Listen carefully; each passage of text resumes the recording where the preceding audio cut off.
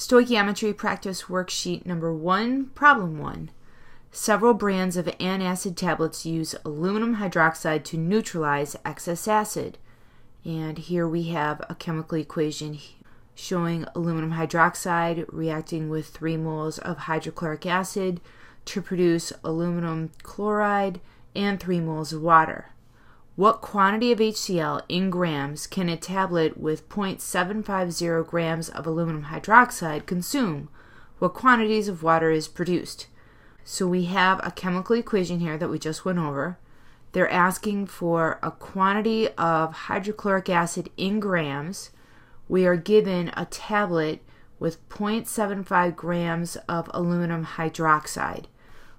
Also, we want to know the quantity of water produced. Let's start out by writing our given. 0.750 grams of aluminum hydroxide, AlOH3, multiplication sign and a line. So my goal here is to convert to grams of hydrochloric acid. But before I can do that, I need to think about how I'm going to approach this. So I'm going to start out with the AP Chemistry mantra of converting to moles. The gram formula mass of AlOH3 is 78 grams AlOH3 for every 1 mole of AlOH3. So I've converted from grams to moles at this point, but I don't want to be in moles of aluminum hydroxide.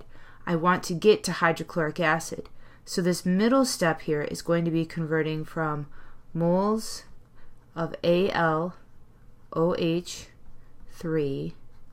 to moles of HCl. Now this is a really important step right here because this is the transition point of working with aluminum hydroxide and going to hydrochloric acid. The numbers that go in these spaces come from our balanced equation up here. So I look at the coefficient in front of HCl and I see that is 3. So the 3 is going to go on top. I look at the aluminum hydroxide and I see that the coefficient is an assumed 1, so the 1's going to go on the bottom. I don't want to be in moles of HCl, I want to be in grams of HCl. So I know that for every 1 mole of HCl, there is around 36.45 grams of HCl. The next step here is to cancel my units. So I want to go through and say grams cancel grams, moles cancel moles, moles of HCl cancels moles of HCl, and I'm left with my final unit of grams of hydrochloric acid, which is what the problem is asking for here.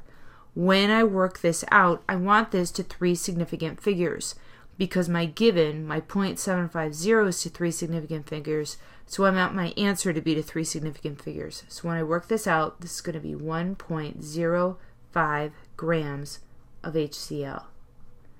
The other question that is asked here is the quantity of water produced. We're going to assume that quantity of water is in grams, although it's not specified. In this case, again, we're going to start with our given. 0.750 grams of AlOH3. Like we did in the step above, I'm going to convert it into moles. So 78 grams of AlOH3 is equal to 1 mole of AlOH3.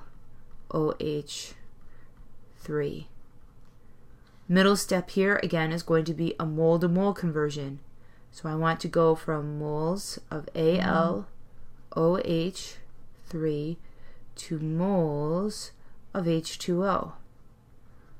The numbers here again will come from the coefficients in front of the chemical formulas that we see in the balanced equation.